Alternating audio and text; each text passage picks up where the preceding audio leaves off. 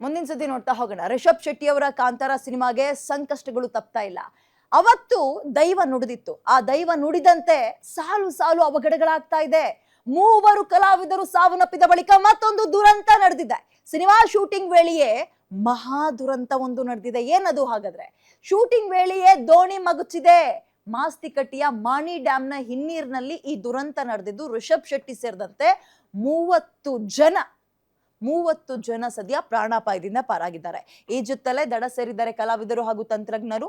ಒಂದಾದ್ಮೇಲೆ ಒಂದು ಸಂಕಷ್ಟವನ್ನ ಈ cinema team ಎಣಿಸ್ತಲೇ ಇದೆಯಪ್ಪ. ಒಂದೇ ತಿಂಗಳ ಅಂತರದಲ್ಲಿ 31 ದಿನದ ಅಂತರದಲ್ಲಿ 3 ಸಾವನ್ನಪ್ಪಿದ್ರು ಆ ಸಿನಿಮಾಕ್ಕೆ ಸಂಬಂಧಪಟ್ಟಂತವರು. ಅದರ ಬೆನ್ನಲ್ಲೇ ಒಂದು ಶೂಟಿಂಗ್ ಮಾಡುವಂತಹ ಅಥವಾ ಚಿತ್ರೀಕರಣ ಮಾಡೋ ಸಂದರ್ಭದಲ್ಲಿ ತೆಪ್ಪ ಏನೋ ಬಳಸಿದ್ದಾರೆ. ತೆಪ್ಪ ಮಗುಚಿದೆ.